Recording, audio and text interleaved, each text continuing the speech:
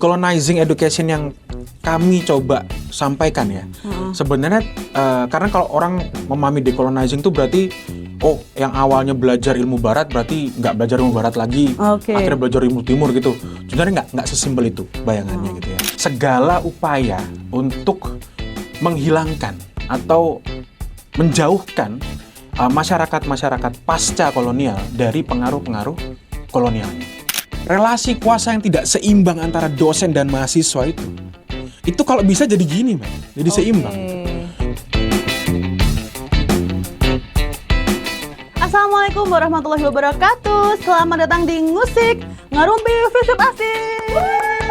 Mana suaranya? Suaranya.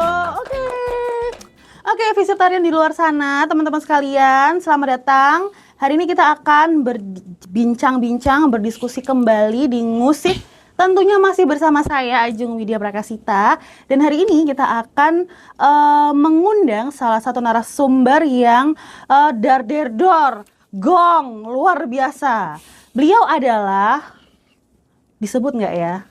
Aku tapi agak deg-degan sih sebut ya, karena beliau ini adalah seorang dosen baru juga. Beliau juga adalah seorang new researcher juga yang sangat hype gitu ya, membahas isu-isu terkini yang akan kita kulik pada isu dan episode kali ini. Siapa dia? Kita sambut Saudara Bangun.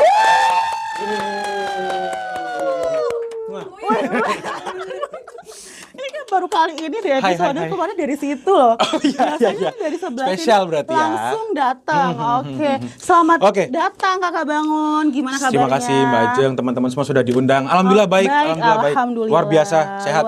Siap melawan ketidakadilan di dunia ini. Masya Allah. Siap. Kita akan lawan yang tidak adil ya. Oke. Dengan cara apa? Cara apa ya? Pelan-pelan dulu ya. Iya, baik, ini baru ini speech pertama loh. Iya. Ini udah dimulai tapi. Udah dimulai. Oke. Teman-teman sekalian, visiptarian di luar sana, hari ini kita akan mengulik apa sih yang dilakukan oleh Kakak Bangun. Panggil Kakak Bangun nggak apa ya? Anything, boleh. Boleh ya, biar kita tetap update nih sama GZ ya. Betul. Oke, jadi visiptarian hari ini kita akan mengulik apa saja sih yang sudah dilakukan oleh Kakak Bangun. Kenapa Kakak Bangun bisa ada di sebelah saya, dan kenapa kita akan berbincang tentang yang dilakukan oleh Kakak Bangun. Jadi Kakak Bangun ini adalah seorang dosen ilmu politik di program studi kita. Kemudian juga beliau melakukan beberapa research dengan topik-topik yang menarik. Nah, itulah yang kira-kira perlu kita kulik dan perlu kita cari tahu apa yang sedang beliau lakukan. Langsung saja kita persilahkan beliaunya untuk bercerita terlebih dahulu. Kenapa bisa ada di sini sekarang ya? Iya, terima kasih. Silakan. Long time no see ya.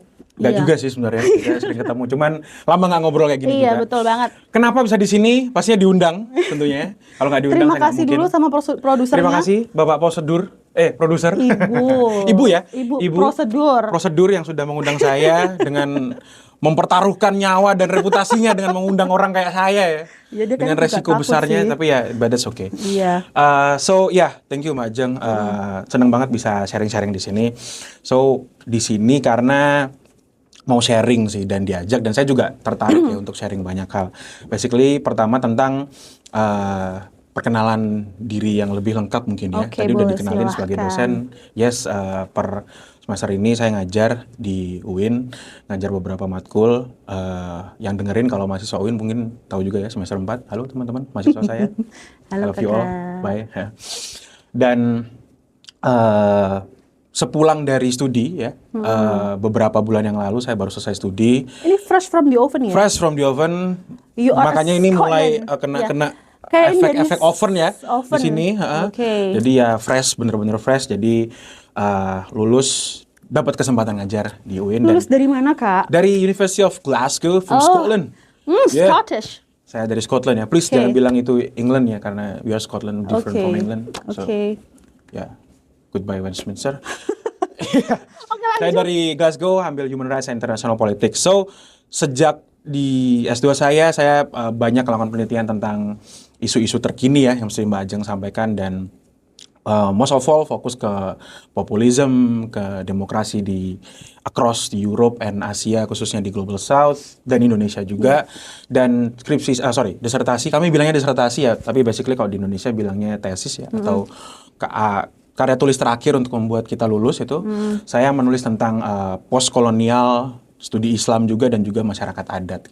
Dan dari situ saya coba nangkep banyak isu-isu berkaitan dengan isu-isu post-kolonial ya, yang mana itu cukup menarik untuk dibahas, khususnya yang relate sama Indonesia hari ini gitu. Karena tentunya semua orang tahu, ini rahasia umum ya, Indonesia itu negara dengan bekas kolonial mungkin salah satu terpanjang ya. Kalau kata Bung Karno kan 350 tahun ya, walaupun kita nggak tahu 350 tahun beneran apa enggak ya. Tapi atau nggak sampai sekarang? Atau mungkin sampai sekarang ya kita dijajah ya. Aduh, aku takut. Mungkin ya. Iya, lanjut dulu Kak. Oke. So itu isu-isu yang mungkin membuat saya tergerak gitu Mbak Ajeng. Jadi akhirnya ya itu membuat yang membuat saya bergerak untuk riset topik-topik tersebut. Terakhir saya riset tentang masyarakat adat dan juga baru dapat kesempatan kolaborasi bareng BRIN ya, research grant di penulisan sebuah buku yang mana penelitian kami masuk dalam chapter tersebut tentang itu bunga rampai ya berarti ya? Bunga rampai. It's basically decolonizing education gitu. Oke, jadi itu yang bakalan kita ulik teman-teman. Yes, itu dia. Kenapa Kakak Bangun bisa sampai bisa mendapatkan grant tersebut dan penelitian itu kenapa perlu banget untuk diteliti dan impact-nya apa tuh kira-kira? Nah, bisa dilanjutkan dulu aja Kak. Oke, menarik. Sebenarnya simply karena kebetulan waktu itu open call emang ya dari BRIN, dan emang saya rasa itu agenda yang rutin ya jadi BRIN tuh punya banyak pusat ya, pusat studi politik, pusat studi education, pusat studi dan seterusnya. Dan mereka selalu mengajak kolaborasi para peneliti across the world mungkin, tapi mereka memang fokus ke Indonesia juga.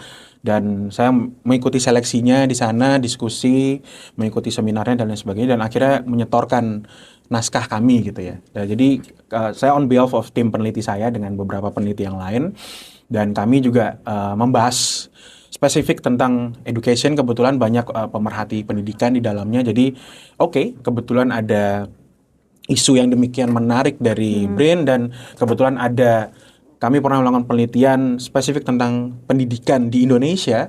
Akhirnya coba kami kutak-katik ya, kalau kata bahasa Bung Toel ya. Ada suka Bung Toel nggak ada ya? Oh salah ya. Itu bahasa Jeki suka Bung Toel. Bahasa Sinteyong ya berarti ya. Nah, jadi kita kutak-katik, kita susun sana kemari, nah akhirnya jadi sebuah paper dan kita sudah submit, dan alhamdulillah Majeng kita lolos menjadi one of participant di sana. Iya, tepuk tangan dulu dong. Sangat menginspirasi teman-teman yang lain di sana. Oke, lanjut Kak, lanjut. Yes, jadi dari situ karena kebetulan saya juga sebelum officially join di WINSA ya, jadi di tengah perkuliahan saya juga saya sambil jadi researcher di beberapa lembaga penelitian dan juga punya banyak akses data terhadap pendidikan di Indonesia. Jadi ya udahlah, why not gitu ya, kenapa kacang gitu ya. Oh salah itu ya. Oh kurang ya. Habis nanti coba lagi. Nanti coba lagi ya. Kenapa tidak maksudnya? Iya, why not? Why not? Oke. Nah, akhirnya kita coba menyusun penelitian itu. Nah, penelitian itu tentang apa sih sebenarnya gitu ya. So, secara simpel kita ngambil konsep namanya decolonizing education. Apa sih gitu ya, decolonizing education? Nanti saya jelasin. Tapi kita kebetulan mengambil salah satu spesimen ya, kalau bahasa anak-anak labnya. Tapi sebenarnya itu studi case lah ya, atau sampel ya. Case study. Case study ketika yang deket-deket aja, kita ngambil di Surabaya. Tapi dalam rangka penelitian dan konsen dengan para narasumbernya, saya nggak bisa bilang sekolahnya di mana, tapi salah satu sekolah menengah atas di Surabaya gitu ya, yang menjadi contoh gitu ya. Jadi kita melihat Majeng salah satu peraturan pemerintah Permen nomor 7 tahun 2010, kalau saya nggak salah tolong dikoreksi ya, tentang inclusive education. Yes, dan kita coba melihat itu dari kacamata decolonizing education. Nah, balik lagi, apa sih decolonizing education gitu ya. Nah, sebenarnya terms decolonizing itu mulai muncul di medio 1960 60, 70 gitu ya, yang banyak banget penelitian peneliti-peneliti terkenal, salah satunya yang jadi bahan rujukan kami ya dalam menulis itu ada dua. Yang pertama Pierre Bourdieu, benar-benar belum bacanya ya. Itulah ya, Pierre Bourdieu itu loh. Bourdieu. Itu kalau mahasiswa Nah, saya bilangnya Pierre Bourdieu. Ya itulah ya itu. Semoga udah bener ya. Iya benar-benar. Dia menulis tentang bukunya tentang systemic violence. Dan yang kedua kami mengambil salah satu perspektif menarik dari Orientalism milik Edward Said ya. Salah satu peneliti Palestina berkebangsaan Amerika yang luar biasa fenomenal karyanya untuk studi-studi postkolonial. Nah, basically decolonizing itu, terms decolonizing dari konsep-konsep yang kami pahami dan kami yakini itu segala upaya untuk menghilangkan atau menjauhkan masyarakat-masyarakat pasca kolonial dari pengaruh-pengaruh kolonialnya. That is the most simple terms yang bisa saya jelaskan ke teman-teman gitu. Kalau mau lebih komprehensif mungkin bisa baca langsung buku saya nanti, atau bukunya Edward Said ya. Yeah. Tapi basically itu yang tentang konsep decolonizing itself gitu. Jadi segala upaya untuk menghilangkan pengaruh-pengaruh kolonial, dan itu upaya-upaya itu di sejak 1980, 1990 sampai hari ini itu sudah ada dimanapun. Education tentunya, di ilmu pengetahuan, pernah juga dengar pasti decolonizing political science dan seterusnya dan seterusnya. Jadi segala upaya untuk itu. Dan kenapa jadi penting, Mbak Ajeng? Karena Indonesia itu di Southeast Asia sendiri tercatat sebagai negara yang punya yang namanya indigenous knowledge dan indigenous people terbesar di Southeast Asia. Bahkan saya yakin salah satu di dunia yang terbesar gitu. Dan dengan potensi itu, upaya untuk decolonizing education, untuk tidak terlalu berpaku kepada acuan-acuan Western, atau kita kan taunya kalau pengertian apa gitu ya, menurut si A yang dari Londo gitu ya, menurut konsep A adalah A, B, C, D gitu ya. Nah, bisa nggak ya suatu hari gitu kita punya indigenous knowledge yang menjelaskan, oh bisa nggak ya fenomena gempa bumi itu dilihat dari bagaimana orang Jawa melihat ombak naik dan melihat angin berhembus gitu ya, dan dari bisikan-bisikan tertentu yang mereka yakini sebagai indigenous knowledge-nya. Apakah bisa suatu hari nanti Indonesia mengeluarkan konsep seperti itu? Nah, that's the most important things about decolonizing education. Bahwa standar-standar yang selama ini itu adalah standar-standar barat, standar-standar kolonial, itu coba kita deconstruct. Coba mulai pelan-pelan bahwa it is okay Indonesia punya standarnya sendiri. It is okay kalau Indonesia memahami atau mengartikan sebuah hal dengan standarnya sendiri. Tapi itu sudah terjadi belum di Indonesia? Upayanya sudah. Salah satunya kita melihat dari inclusive education itu, Mbak Ajeng. So, inclusive education ini sebenarnya bare minimum ya kalau di negara lain ya. Jadi semua orang berhak untuk menerima pendidikan despite of kondisinya ya. Misalnya ada keterbatasan tertentu, misalnya teman-teman tuli, teman-teman buta dan seterusnya, itu harusnya harusnya sekolah itu menjadi medium yang inklusif untuk semua orang, bukan hanya orang dengan kondisi-kondisi yang pada umumnya gitu. Nah, that's why inclusive education itu ya itu harusnya sudah diratifikasi sejak lama sih. Cuman memang ya pemerintah baru sadar aja, terus baru ada gitu ya. Dan setelah kami teliti juga pelaksanaannya juga ternyata amat sangat banyak. Iya, Saking banyaknya nih saya ambil bingung nih di kepala saya. Jadi banyak sekali kendalanya. Dan itu kami coba lihat dari kacamata dekolonisasi tadi. So, kami juga pakai Pierre Bourdieu tadi untuk menjelaskan systemic violence gitu, Mbak. Gitu. Mungkin ini agak sedikit, mungkin bagi saya ya, bagi saya pribadi itu gini. Kenapa ini menjadi suatu hal yang important atau mungkin sesuatu hal yang penting banget tuh harus dilakukan oleh pemerintah Indonesia gitu. Kenapa? Maksudnya kenapa baru ada kesadaran itu sekarang, atau misalkan ada kebutuhan apa, atau misalkan ada kepentingan apa sehingga pemerintah kita ingin menghadirkan decolonizing education itu kepada sistem pemerintahan kita, sistem pendidikan kita di Indonesia. Betul, Mbak Jang. So basically ya,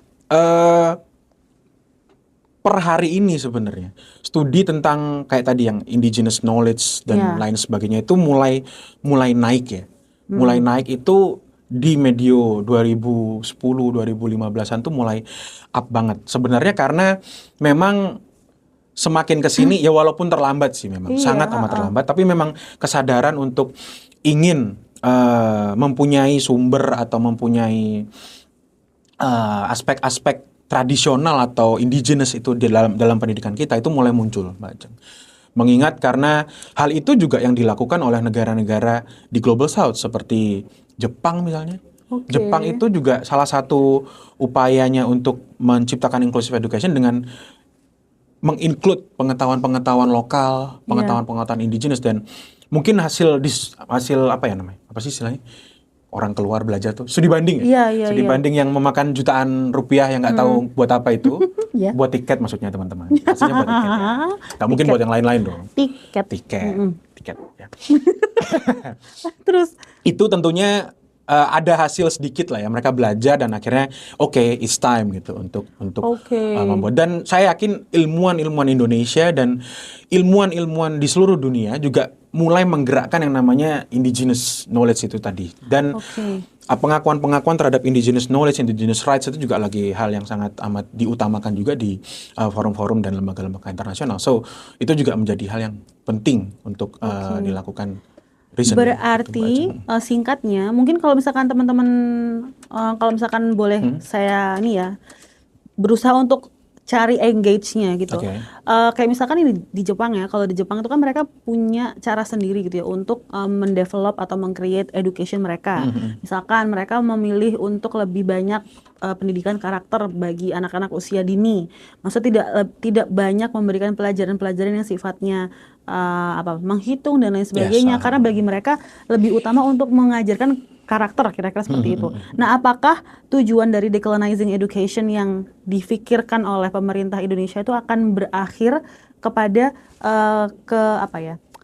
keleluasaan bagi negara kita itu untuk akhirnya meng-create our own karakter for education? Apakah sampai sejauh itu gitu? Ya, so gini, decolonizing education yang kami coba sampaikan ya, sebenarnya karena kalau orang memahami decolonizing itu berarti yang awalnya belajar ilmu barat berarti nggak belajar ilmu barat lagi, akhirnya belajar ilmu timur gitu. Sebenarnya nggak sesimpel itu bayangannya gitu ya.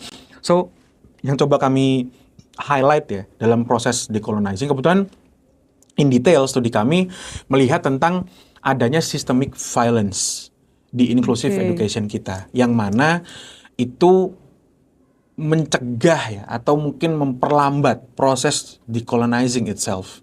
Padahal inclusive education itu harusnya part of decolonizing gitu ya. Karena kita tahu dulu yang boleh sekolah itu orang-orang yang punya duit, anak-anak RA itu ya, Kartini dan seterusnya yang boleh sekolah gitu ya, dan orang-orang lain yang punya privilege yang boleh sekolah. Nah sekarang inclusive means it includes everyone gitu ya, no one left behind gitu ya. Nggak ada yang tidak punya kesempatan untuk sekolah despite of your condition gitu. Nah harusnya kan semangatnya itu. Nah basically kita melihat dalam pelaksanaannya itu masih ada systemic violence.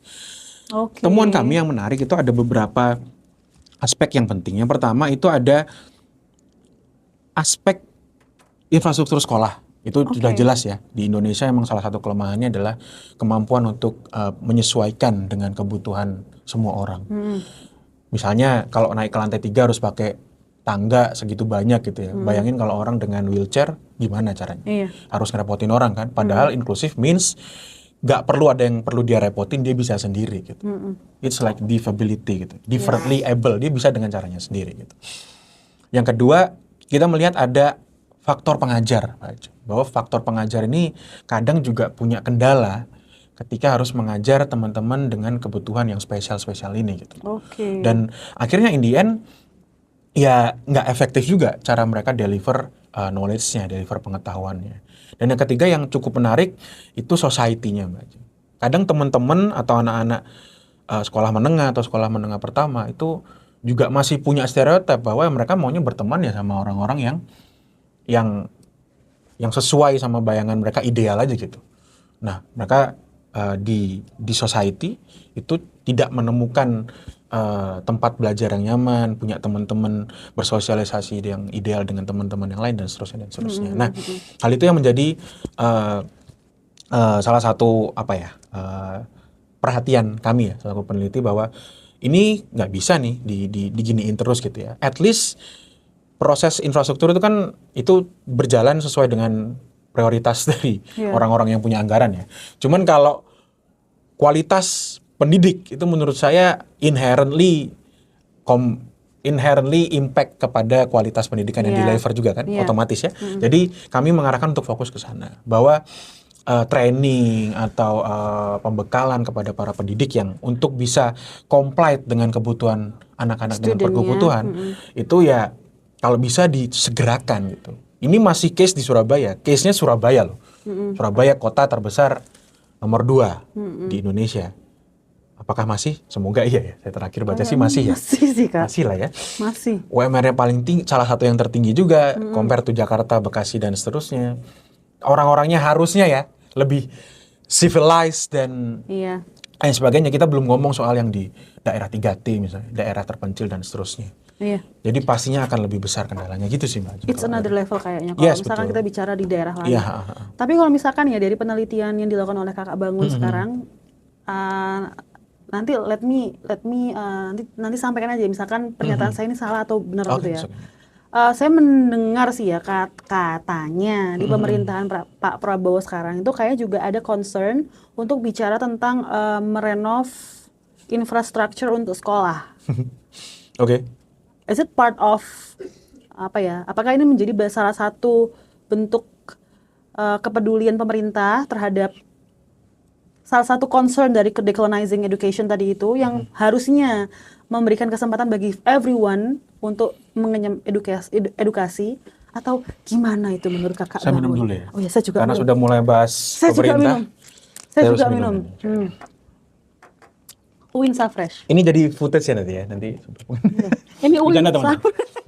Ini mereknya Uinsa Fresh, oke. Jangan lupa dibeli teman-teman. It's our local bisa product ya. Dicari di toko-toko komestik terdekat ya. Kosmetik. Nggak ada Kak. Oh nggak ada ya? Ini ada di Uinsa Mart.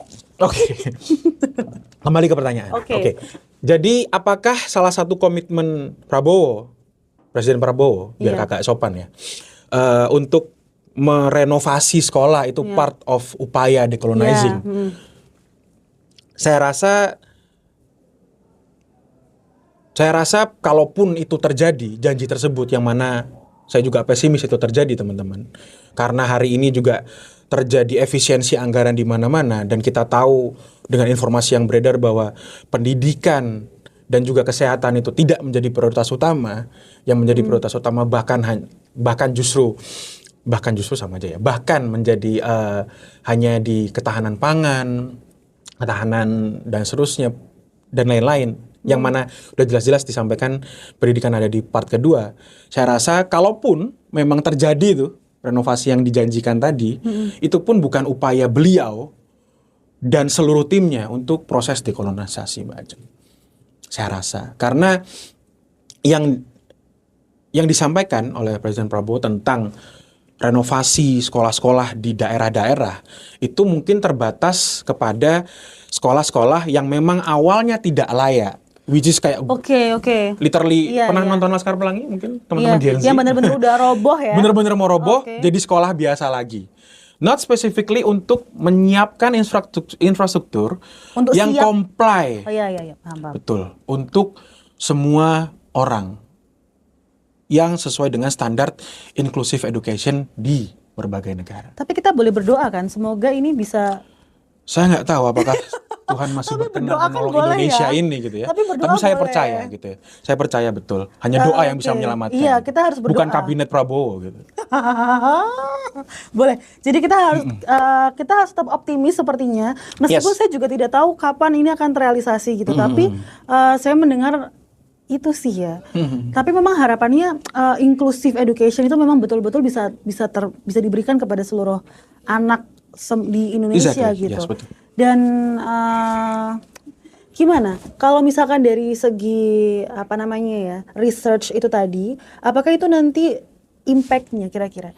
Impact dari research ini tuh akan sampai sejauh mana kira-kira? Kalau dari yang dilakukan oleh Kakak Bambang? Sebenarnya saya nggak mau terlalu overclaim bahwa riset ini akan menjadi batu letakan pertama untuk dekolonisasi perubahan di Indonesia. No, it's not specifically tentang itu. Tapi yang membuat saya happy, Mbak Ajeng, yang ingin saya sharing di sini juga, bahwa ketika saya di sana, kan waktu itu ada workshop juga ya. Kebetulan ada simposium internasionalnya bareng teman-teman dari Hiroshima University, yang mana itu cukup menjadi kiblat School of Education dari teman-teman di Indonesia. Karena dianggap sudah berhasil. Betul, karena Jepang, Finland, dan juga Kanada ya menjadi salah satu kiblat pendidikan termaju lah di seluruh dunia, across the world.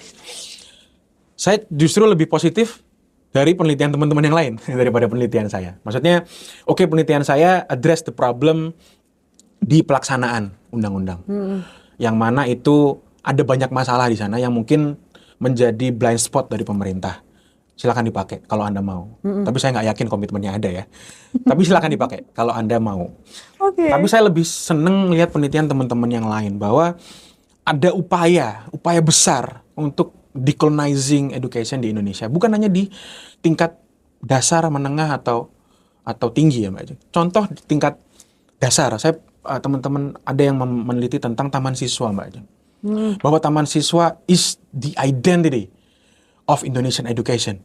Menurut saya itu klaim yang sangat penting ya, klaim yang sangat bagus dan harus lebih lanjut lagi bahwa Indonesia itu punya sistem pembelajaran atau sistem pendidikan anak-anak menengah sampai benar-benar bawah ya. Saya lupa taman siswa itu TK-nya apa ya? Taman something gitu ya. Enggak deh. Nanti kita coba cari tahu. Boleh cari tahu ya, silakan dicari tahu. Yang cari tahu dapat GoPay dari saya, yang boleh tahu. Jangan nanti ditagih. Nggak jadi. Ya. Jadi intinya ada sebuah klaim bahwa Indonesia itu juga punya identity of education itu, dan saya rasa itu perlu digali gitu. Itu perlu digali oleh anyone. Dan semangat decolonizing ini juga harus ada di semua aspek, termasuk di pendidikan tinggi. Mungkin boleh ditanya ke mahasiswa saya di kelas itu, budaya kolonial itu kalau bisa hilang lah. Contohnya relasi kuasa yang tidak seimbang antara dosen dan mahasiswa itu kalau bisa jadi gini, jadi seimbang gitu. Karena ya saya apresiasi ya teman-teman yang datang salim tangan wolak-walik gini berkali-kali, terus kalau mau ke kamar mandi izin itu bagus, itu buat timur yang mungkin terbiasa dilakukan dan Tapi penghormatan yang berlebihan kepada pendidik karena statusnya, karena relasi kuasa yang tidak seimbang tadi. Karena dia bisa kasih nilai. Yes, exactly, itu maksud saya. Karena dia mempunyai resource yang lebih daripada saya dan akhirnya membuat relasi itu menjadi patron and client. Itu kalau bisa mulai dihilangkan. Dan saya yakin itu bukan dari mahasiswa yang minta, tapi dari orang-orang kayak kita ini, Mbak Ajeng, yang punya relasi yang luar biasa di kelas. Coba kita cek ya. Mulai punya power yang luar biasa di kelas. Aku gimana? Mahasiswa saya gimana?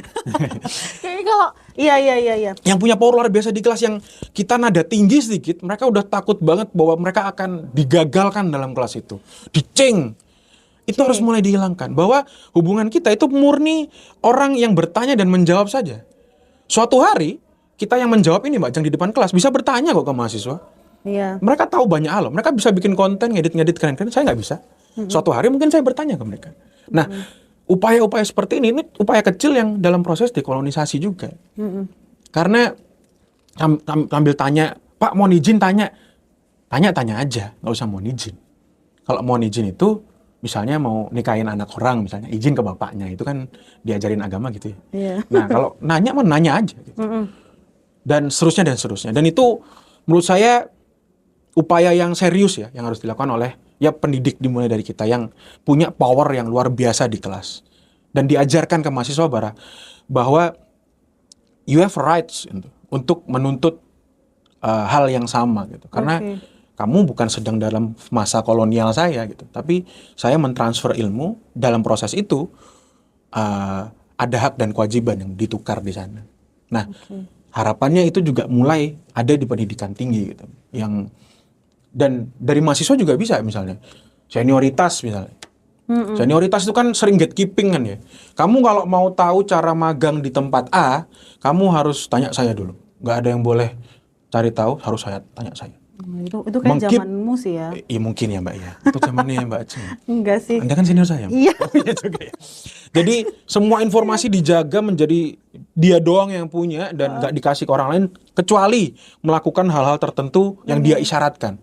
Itu kan juga nggak bagus. Yap. Nah hal-hal kayak gitu itu juga upaya dekolonisasi sebenarnya. Dan itu harus dimulai anytime dan kalau bisa saat ini juga. Oke, Visiptarian, kalian masih penasaran kan pembahasan kita selanjutnya? Karena emang tema tentang decolonizing education ini luar biasa dan saya rasa kita punya banyak waktu, tapi mungkin saat ini kita bisa stop dulu karena habis ini kita akan bahas lagi di pertemuan berikutnya. Terima kasih Kakak Bangun atas kesempatannya pada kali ini bisa main ke musik. Dan teman-teman sekalian, nantikan ya next berikutnya ya. See you. Assalamualaikum warahmatullahi wabarakatuh. Dadah.